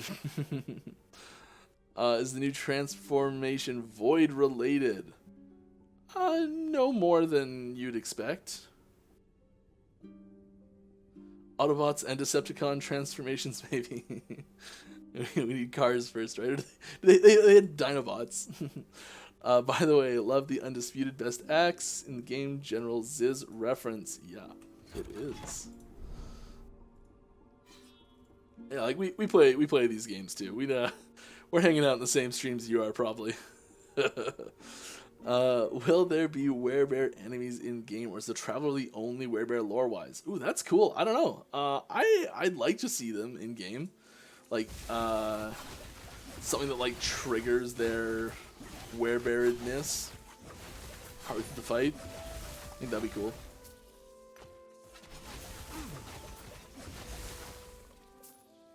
I think it's a little different because like it's not really like you're bit by a rabid werebear and now you inexplicably turn into a bear every full moon and lose control over your body and you go nuts killing things. You know, it's not like a classic werebear situation, I don't think.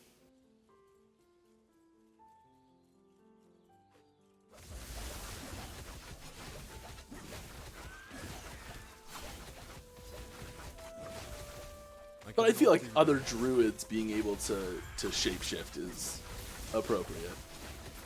Or like a bipedal bear that's attacking you and everything, and then like when they die, having like a death animation where they transform back to human or whatever.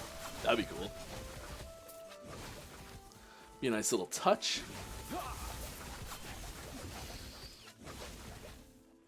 I feel like I missed the question because I see people replying to a question, but I don't see the question itself.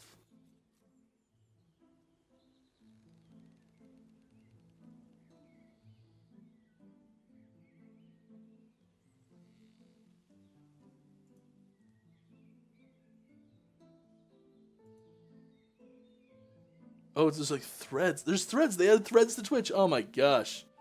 Didn't even realize it. How many legendaries do you guys think we'll put out to start?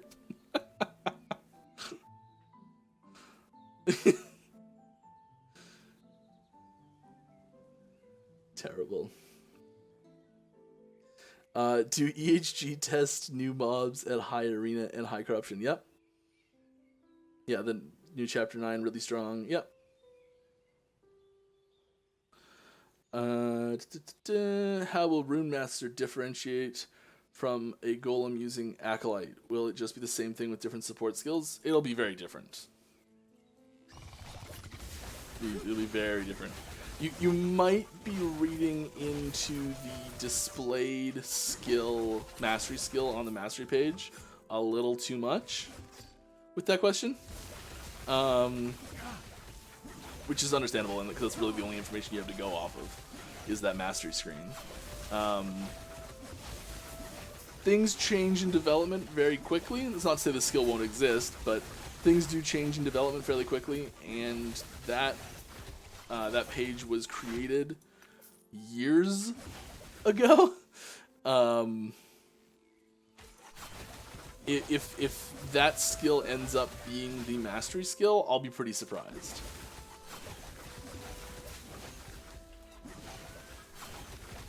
It could happen though.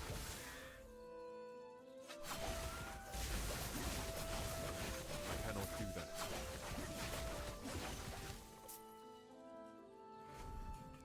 that. I do love this track. It's a little lackadaisical for what we're doing right now, but like, it's an old track and I love it.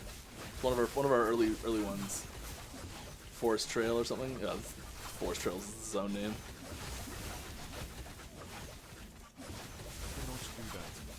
Something I could see myself like listening to while hiking through the woods. Stand down or die. Stand down or die. Time to die. Die. 40ZTTV. Resub 2 months in a row. Thank you very much.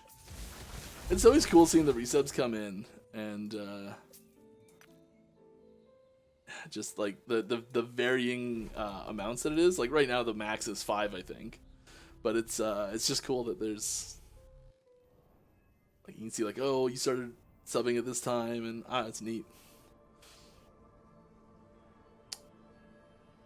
Alright, next question. Do you feel the difficulty of the game is at a good spot at the moment? I am level 85 and working on the last 90 monolith. So far I paid no attention to any of the modifiers being added to the zones. Yeah, difficulty is really hard.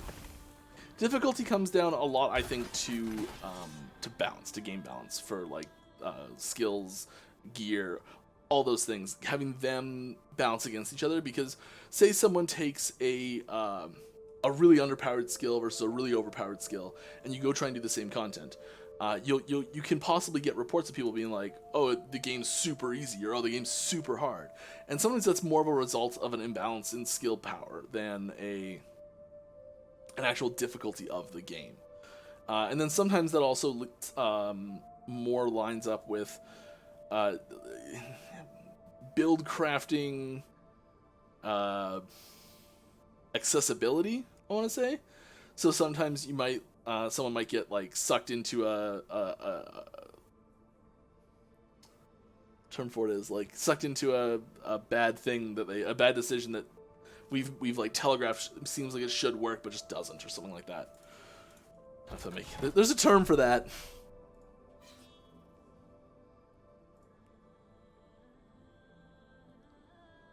All right. Is the meteor skill that summons wolves major primalist skill? Is it in next patch? Someone's been watching the streams. It is not in next patch, and the answer is it was before we had either class in the game. So technically neither, I think. It was the model of a knight that could cast it. Like it was an all-black armor-clad knight that had like no emissive textures or anything like that. Like it wasn't PBR. It was just like a generic knight silhouette. We've got a TNY has gifted a sub to Flintler. Congratulations. Thank you very much. Oh, come on. We're getting out of hand. Oh no. This is bad. I can feel it. We're gonna die right here. Oh my god, the clutch level up! What is going on? Oh my god.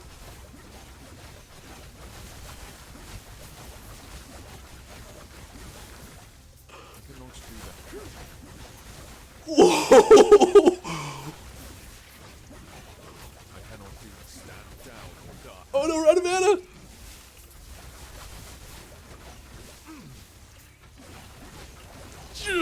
Come on!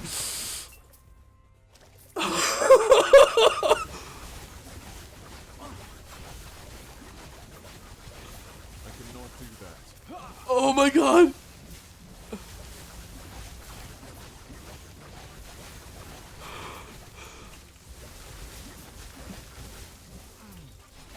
Oh, that's a close one. Yeah, it's a close one, is right. You said it, Mike.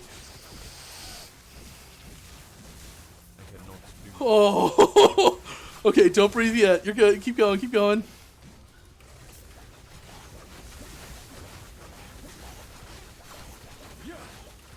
Oh my god. Wow, how are we not out of the woods yet? How is there more?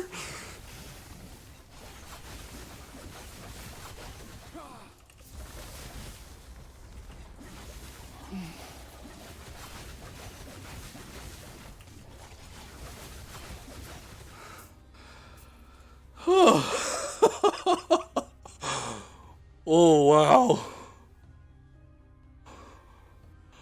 That level up was so clutch. I thought I was dead for sure. I'm not on hardcore, no. I just don't like dying. Oh.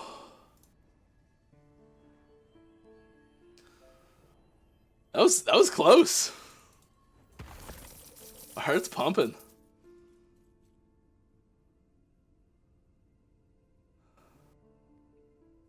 Can we get a meteor that summons bears that throws shields that summon bees?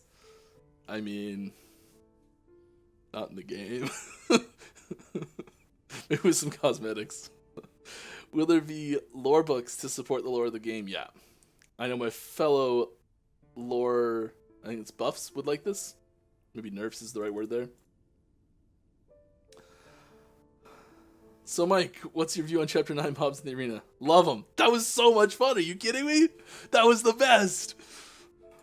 It was scary.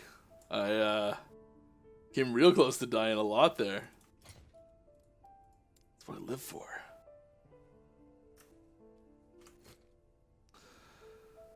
Alright, will you do an overall damage nerf of all skills in the game before launch to make room for future power creep? Right now, most skills can be used in Corruption 100 plus 100.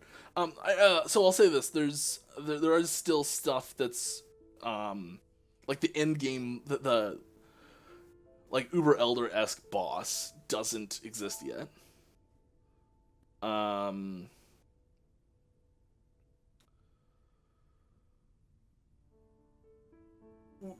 We've definitely got like another tier of challenge planned that's not in yet because like the 1.0 power creep isn't done. Like we're trying to get gracefully to 1.0 and not have to do something like that. Who knows if it'll happen or not, but ideally not.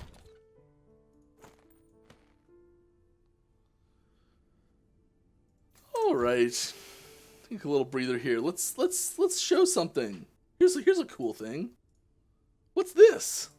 There's another concept art sheet. This could be for anything. Could be even a boat. You know how much you wanted one of those.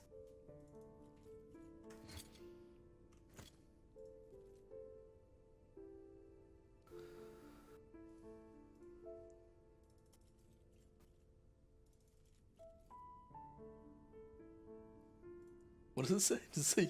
Does it say what it's for? Did I do it bad?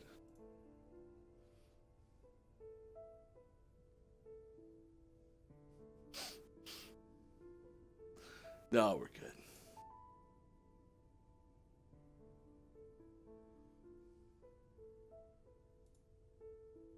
Look at this guy pressing buttons and showing concept arts. Pacow! Wachow! Oh, we're right there. Do we have enough? 450. That's enough, right? Yes. Let's do this. Guys, I noticed at the right time we might be able to get there. Can I do it in 15 minutes? Can I do it in 15 minutes? I don't think I can.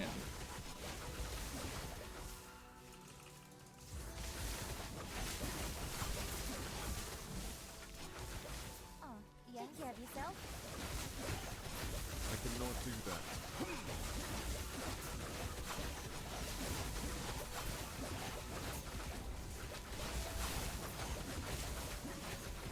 All these angry people.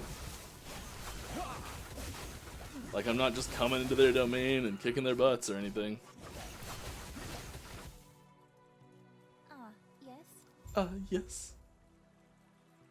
So nonchalant. I think she should be tackling this.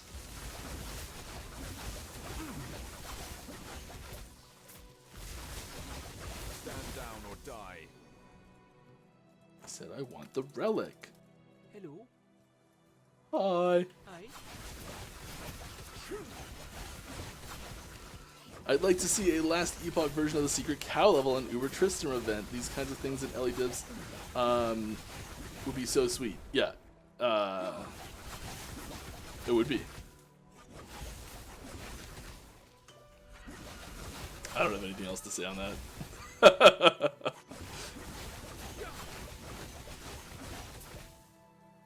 Hello.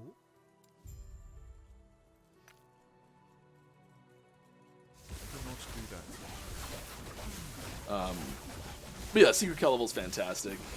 That whole thing is like I love how they took, and I mean this is the luxury of having a sequel game and like in a different era. There was this like the internet was a thing, but it was far less widespread, immediate mass dissemination of knowledge internet. So you still had the playground effect, I like to call it. I'm sure someone else has coined that term. I don't know where I've heard it, but I'm sure I didn't make it up. Anyways,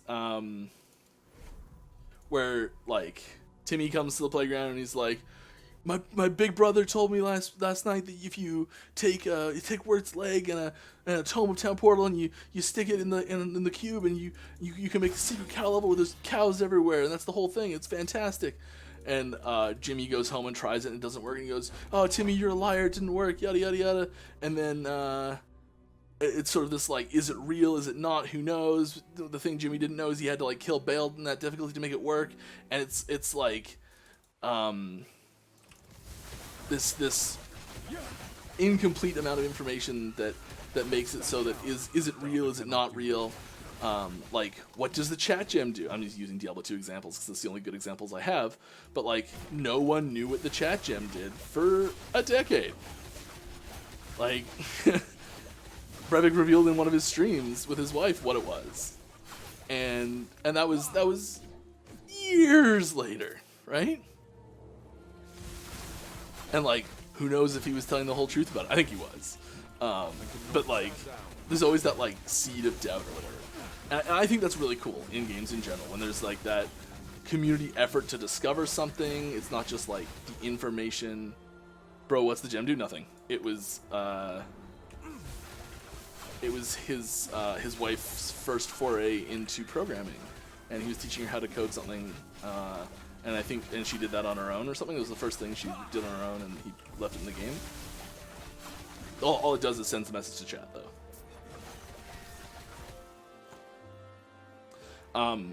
But the point of the story is it's really hard to do those things nowadays, because like, there's like, as soon as a build is out there in the wild, people are mining it for information, and you get all sorts of really amazing resources out of that. So there's really big upsides to it as well. It's really hard to hide things in the game for people to discover over time.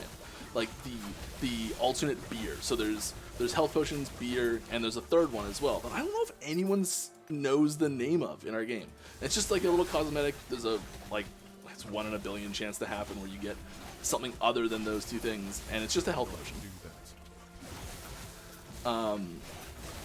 But like, I don't think anyone knows what it is, and I think that's really cool that there's something like that in our game still, where it's like, it's a mystery and people are kind of wondering.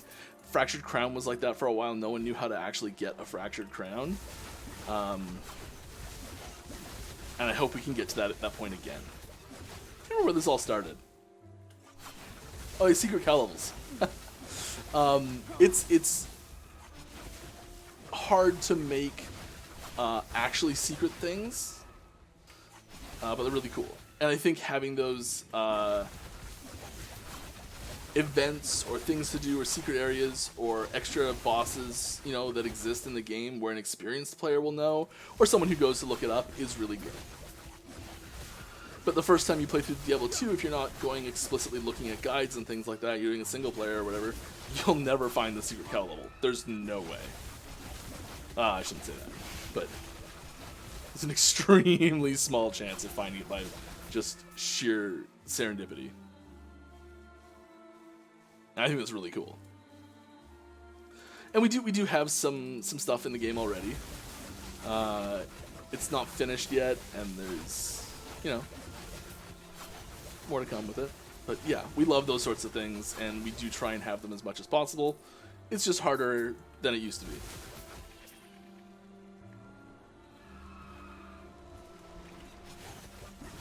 And the cow level had the advantage of it being a rumor from the first one as well. That actually wasn't true.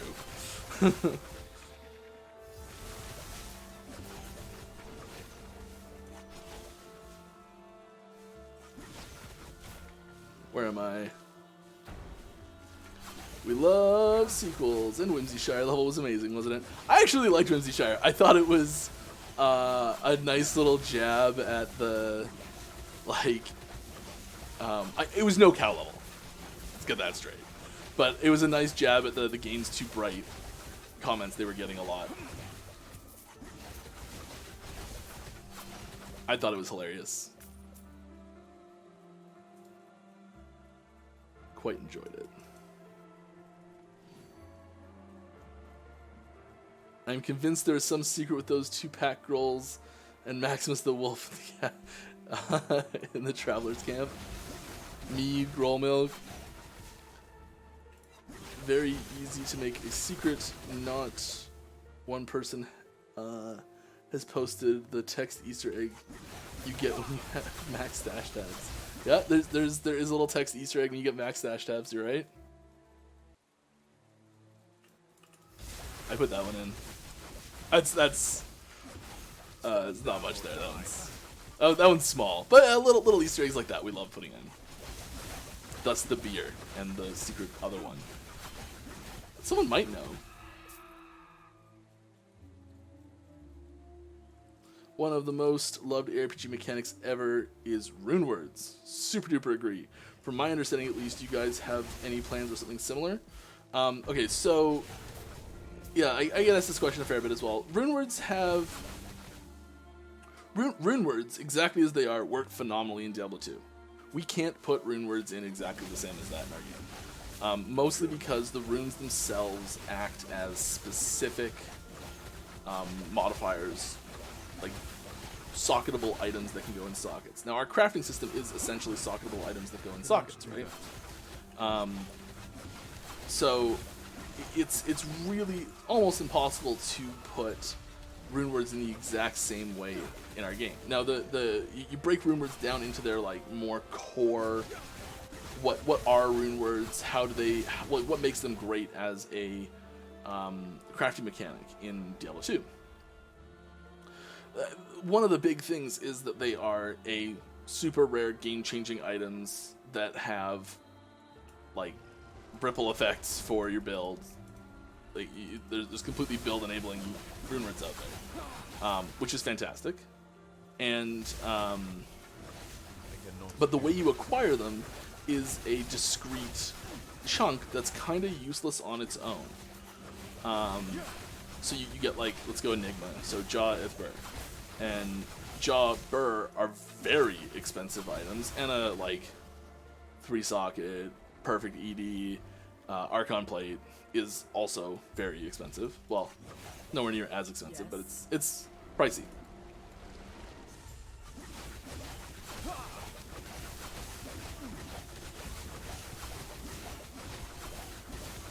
Come on. Can I just stay here and out-heal? I can. Love it! I cannot do that. It's unpredictable. I was trying to protect everyone.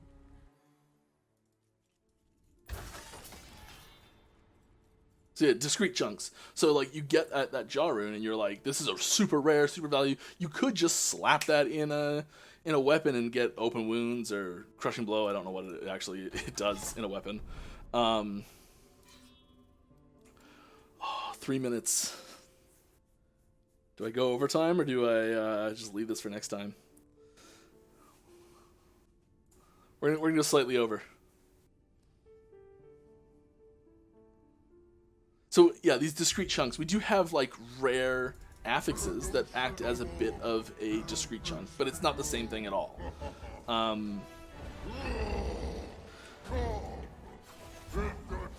So one of the really important parts of expanding our crafting system and including a rune word like system is more about having these discrete chunks which cause. Oh, that was close. Having these discrete chunks which cause. Nope, I'm fine. Sorry, these discrete chunks which cause you to be like, okay, I'm halfway to getting my whatever. I'm halfway to getting my Enigma.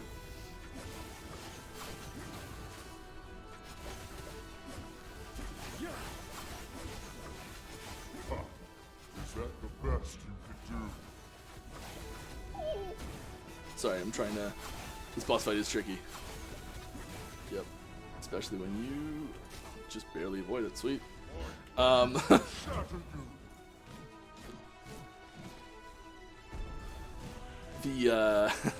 Yes. So having those discrete chunks where you're like, okay, I'm partway through to that item, I think is the really important part.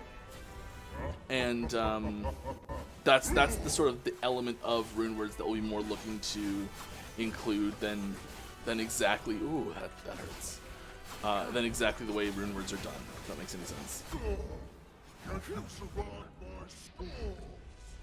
Yes, I can, cause I'm awesome.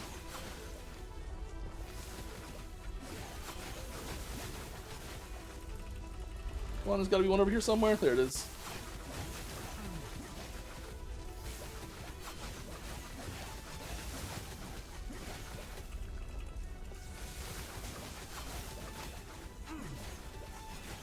remember another question before doing this. Does pause work right? No, it doesn't work. Stand down or die. Relating to the rune word talk, couldn't you do it uniques in the same manner as Fracture Crown, but maybe integrate and use class specific affixes in some way? Yeah, there's some options in there that we've looked at. We do have plans to incorporate that, like, oh, you got a chunk of what you need for this item you're trying to get mentality.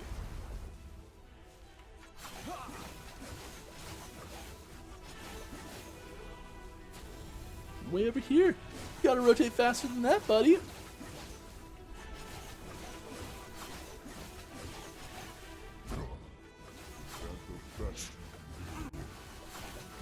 Up.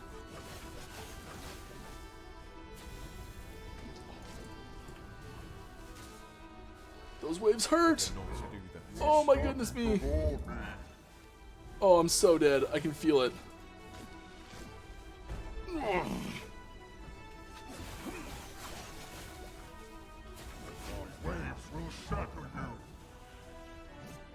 The waves are just crushing me.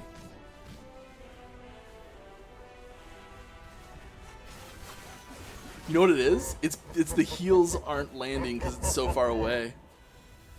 So I so much of my survivability is based off of just heals. But the heals from this aren't, like, if I do it here, does that... Is that the best you could do? No!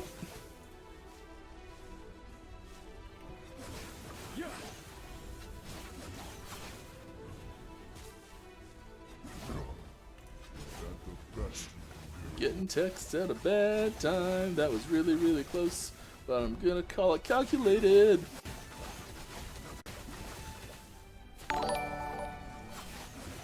So a lot of people ask about the, like, impossible to dodge beams from Lagon. And it's hard to see sometimes, but when he's about to do one, like, you start running the other direction so that he like goes away from you.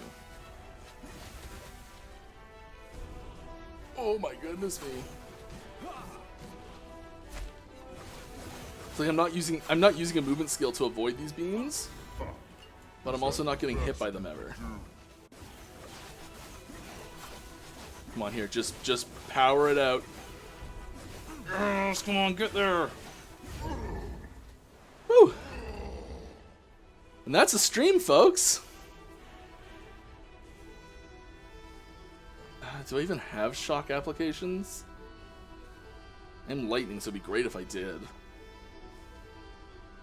It's a ton of mana. I'm just going with it because it's so much mana.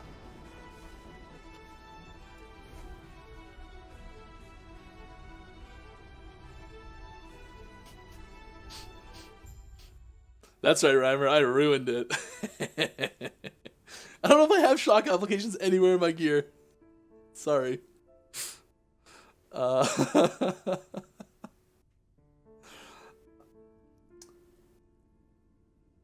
Alright, so yeah, like dropping in 3 to 6 pieces. That's the other thing about rune words, is that almost all the rune words, it's actually only 2 to 3 pieces that are hard to get, and all the other pieces are filler. By the way, you can erase Lacan with a Raising Sprite and speak to an empty ocean. Yeah, it's pretty funny. Any plans for something like the Monster Infrequent system from Grim Dawn? Great reference. We've talked about that lots. I like the mystery. Yes. All right. Fantastic stream, everyone. I think I actually have one more thing to close it out here. Another extra bonus concept art right at the 11th hour. We're keeping it on theme. I guess it's actually the 13th hour because we're past. 13th guest. Great game. Terrible game, but great game.